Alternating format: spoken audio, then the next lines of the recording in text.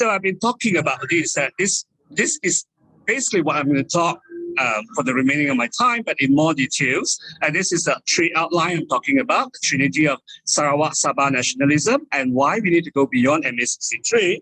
And I would end with a proposal, a small roadmap on how do we embark on decentralization now. The trinity of Sarawak and Sabah nationalism, I talk about the MA63 is sacred and the best, but for the separatists, I think this is void now.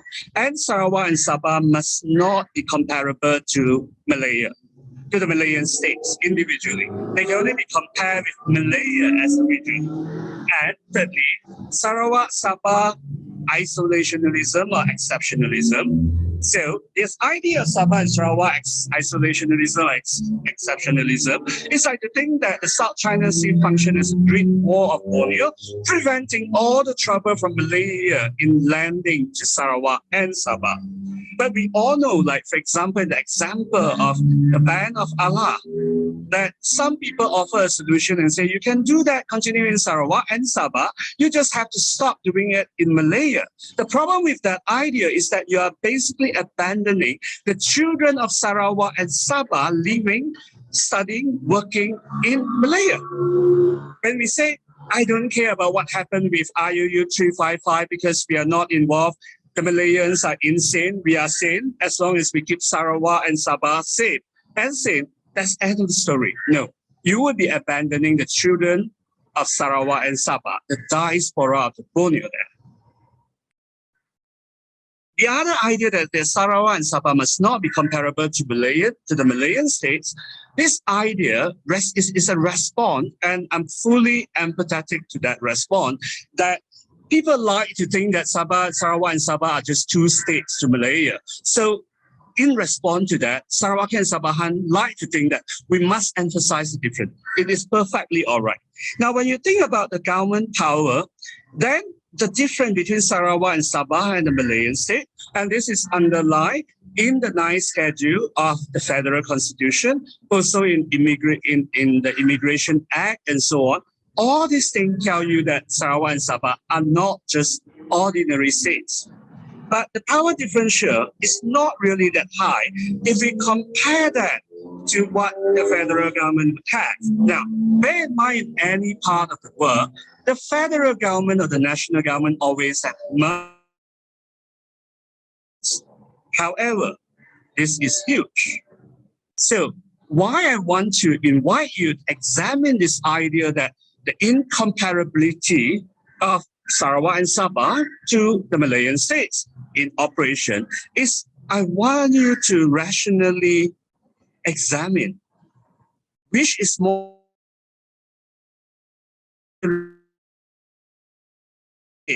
or should we focusing on maintaining B or even enlarging B.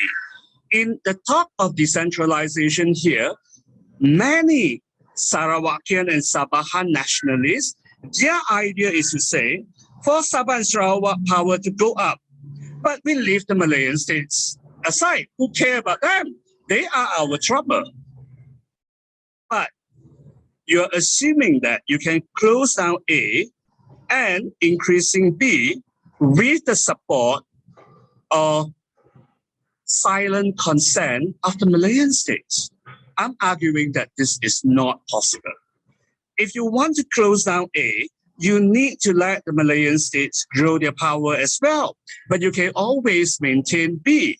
My point is that how big is B is less important than how small A is. Now, let me go to the second part about going beyond MA63. Now, when we talk about MA63, for some Sarawakian and Sabahan, the idea is that if we can prove that MA63 has not been adhered to, then Malaysia, the whole idea of Malaysia from the passport to your banknotes, everything becomes invalid. I have to say this is a very romantic idea. If you look at world history, you have seen countries gaining independence through military struggle, and some through electoral victory, because that you have won the mandate to go for independence, and the other country would say, okay, we let you go because we do not want to fight a war with you. This is basically the way that how many colonies gain independence when they have a government decided that say, the people have given us a mandate to take our country from yours.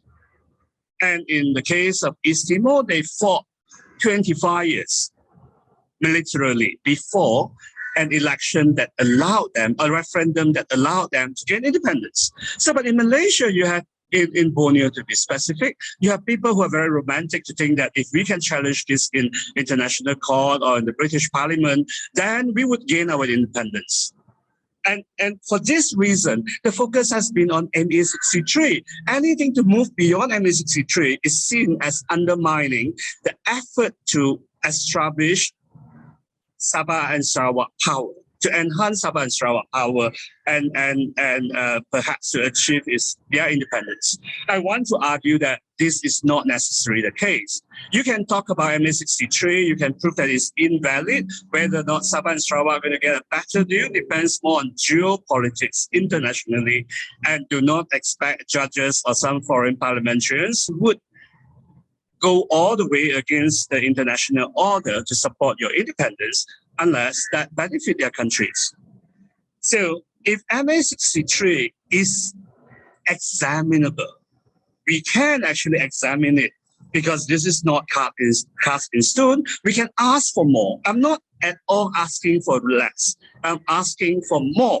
Anything that we go beyond MA63 should be a betterment of the deal we got. We here means Sarawak and Sabahans, not less. So what I'm going to do next is to compare the offer for Sarawak, Sabah, and Singapore. And I want to bring to important questions about this idea that say we need to have more power in Putrajaya or in Parliament, because that would actually empower us. I want to argue there's a difference between that you are kingmakers at the center and being the king, being the sovereign in your own home country. So let's come to this. This is the MA63 deal for Sarawak, Sabah, and Singapore.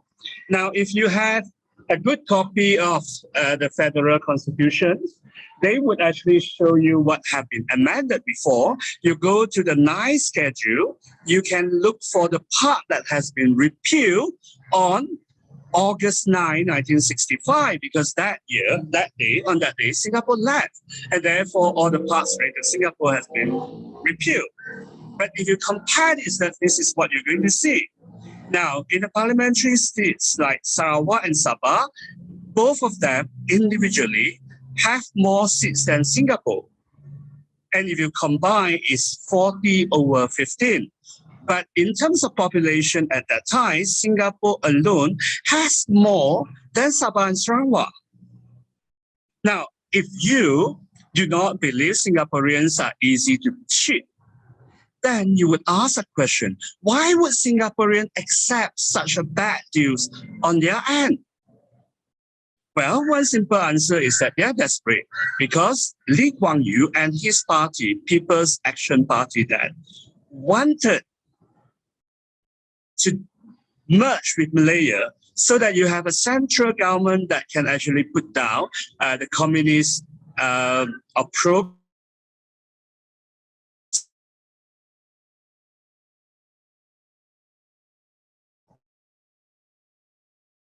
They were not done.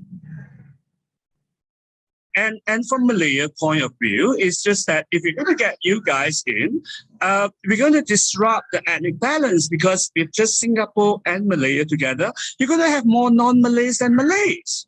So that would disrupt the political stability and the order in Malaya. And Malayan government respond to that and say, and tell the British. The British was sort of the matchmaker and say, well, you guys sit down, have a date, and see whether you can go along. And the British and Malaya to the British, we are not accepting Singapore. She is difficult to deal with. If you want us to take Singapore, then we also want the 3 colonies and protectorate in Borneo. So they're looking at Brunei, Sarawak, and North Borneo. That's it, Sabah. Brunei say no after initial dating. and Sarawak and Sabah came in. And in order just to dilute Singapore, Malaya was more than happy to give Sarawak and Sabah more seats. So that together you have the three new states have 1/3 of the seats in the expanded parliament, but Singapore actually get very little. It's deliberate underrepresentation. So the question comes back to this. Why are Singaporeans willing to do this? Is it just because they're desperate? No. Now, if you go to the nice schedule, you look at the state list. We have state lists for Sabah and Sarawak, and then for Singapore, repeal. We have the concurrent list, supplementary concurrent list for Sabah, Sarawak, and Singapore. Again, the Singapore one was repealed. But you look at this, you can find that for the key state power, what do Sarawak and Sabah get? Native law, ports and harbour. In the case of Sabah, you have Sabah Railway. But what do you get for Singapore? Singapore get education, medicine and health, and labor and electricity. Now you look at concurrent powers, key concurrent power. Concurrent powers are matters that the federal government cannot alone make laws. Law must be made with the concurrence of both the federal and the state governments. So if you look at Sarawak and Sabah, they basically have personal law, shipping below 15 registered tons, hydroelectricity, agricultural and forest research, cinemas. Okay, in Sabah, they get medicine and health until 1970.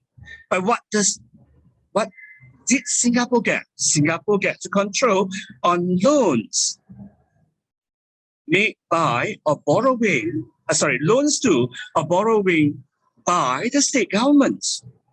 And also they control professional occupations, newspapers, cinema, censorships, and so on. So you can see clearly, the Singapore idea was like, well, you Malayans do not trust us. You fear that we're going to overtake your power. That's why you want to give us underrepresentation with a so little of seats is okay. But in return, then you should not have so much power on us. We want to have more power than you guys. So Singapore was more special than Sabah and Sarawak. If Sabah and Sarawak today are more special than Malaya, you really have not got the best if you use Singapore as a benchmark. Now, and you have a lot of Sabahan and Sarawakians argue that say, if we have this Sabahan and Sarawakian should be given 1/3 of the parliamentary seats for veto power. Now, I want to separate these two things. One is 1/3 of parliamentary seats. The other is veto power. There is nothing in MA 63 that say that. But MA 63, the main ideas, power of MA 63 concessions were decided by an intergovernmental committee, IGC, that produced a paper in 1962. This is where it was mentioned. They talk about that to give Sabah and Sarawak the seats. But, so this is what it reads. They say, Article 46(1), Clause 1, should be amended to increase the number of elected members of the House of Representatives, Dewan Rakyat, from 104 to 159, including the 15 proposed for Singapore.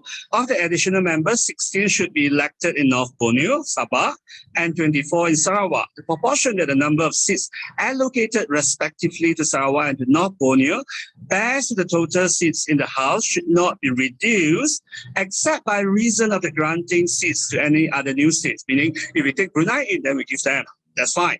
During a period of 7 years after Malaysia Day, without the concurrence of the government of the state concerned, what it says is that we give this percentage, 10% to Sabah and 15% to Sarawak. You cannot change that proportion for 7 years unless you are getting new states or the state government agree. So that would be frozen for 7 years. When did the 7 years end? 1970. So today there's nothing there except for political reason because Malaya did not want to upset the status quo. But there's really nothing that you can go to court for that and say, we want to take back your 1/3 because it was never promised. Now, more interestingly, the argument for that is to say, we need this 1/3 because it gives us veto power. Unfortunately, that's not the case. But before we go to that, I want to show you that what I mean is that when I say that you got to be kingmakers in the federal, that does not even guarantee that your lawmakers would protect yourself. In 1966, the federal government wanted to remove Mr. Stephen Kalong Ningkang, the first chief minister, because he was too outspoken, fighting for the rights of Sarawak. And they could not, I'm not going to the details, they could not remove him. Eventually, they declared an emergency in Sarawak, not because of COVID-19, but citing the political unrest. And why they need to do this? Because they wanted to amend, using federal parliament, to amend the Sarawak state constitution so that the Tuan Yang Dipertua can convene the state. They want to agree to remove him. Anyway, to keep the story short, this is not a good matter for state power. But out of 24 Sarawak MPs, only 8 voted against them, 4 each from SNAP, his party, and SUPP at that time was still an opposition party. And the rest who voted against it were from Malaya. Now, when we talk about veto power here, we have to go back to this idea of federations. If most federations would have a bicameral parliament, meaning 2 houses. The lower house is supposed to represent the whole population. So the idea there is political equality of citizens, meaning every citizen, every vote, that the vote held by every citizen should be equal. And therefore, you have no reason to have overrepresentation and underrepresentation. But the upper house, the idea is that it's supposed to represent the states. So you can give overrepresentation to small and special states. Special states means like Sarawak and Sabah.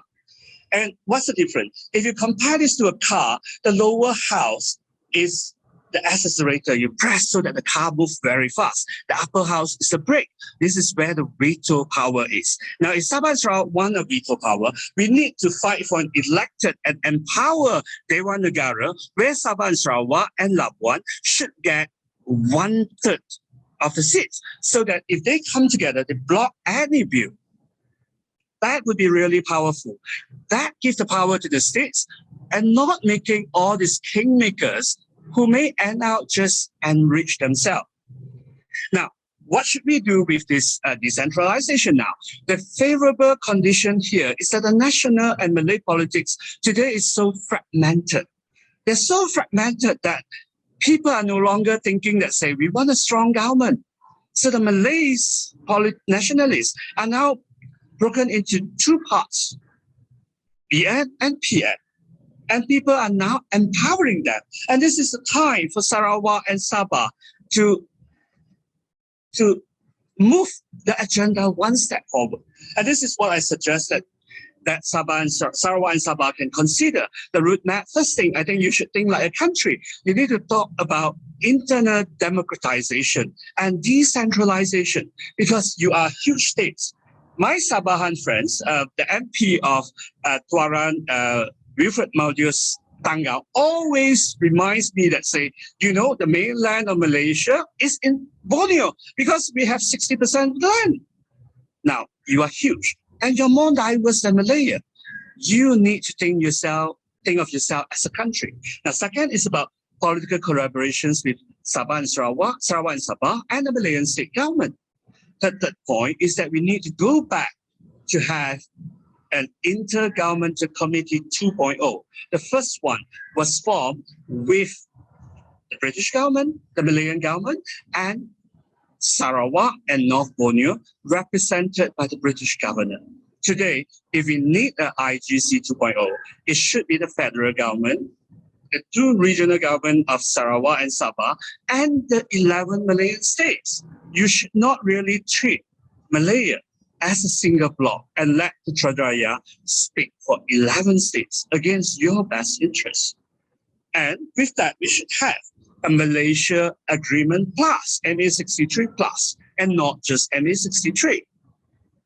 So this is what I mean by internal democratization. Like now that we have this pandemic, we have much more controlled electoral process. Then what you need is absentee voting. You need broadcast campaigning in radio and TV. So everyone got to be heard. So kami dari Sarawak mau mengundi. You don't need Sarawakians to buy tickets to fly back just to have a vote. It's not their fault if they seek education and employment here, because Sarawak and Sabah have been neglected. It's not their fault that they have to come out with their own banknotes to get to their votes. We need to give them absentee voting. Now, internal decentralization. You should start thinking about that. Your division should be the second tier of government, comparable, semi-comparable to the Malayan states. Why so? Because when you think about divisions, your divisions were headed by resident, and resident was the title given to the highest top British administrators for the Federated Malay state. That's Perak, Selangor, Pahang, and Negeri Sembilan. Your division were compared to our states. Why should they today be run from Kuching? They should have their elected government. And it's important for you not to think about local government elections in the district level, because it may not be financially viable. And second, when you bring it down, you actually assure that the federal government, you guys are not going to go for independence, not immediately at least, because powers get trickled out. But divisions are important for two things. One is that your society is so diverse. If you draw your divisions boundary, respecting those groups, you allow the preservations of your heritage. And we can even give constitutional power on land, linguistics, and cultural matters to the divisions. Now, this is what I say, that you should start thinking about IGC2 and MA63+. The principle here is that we need decentralization. And you cannot have that without getting the Malayan state on your side.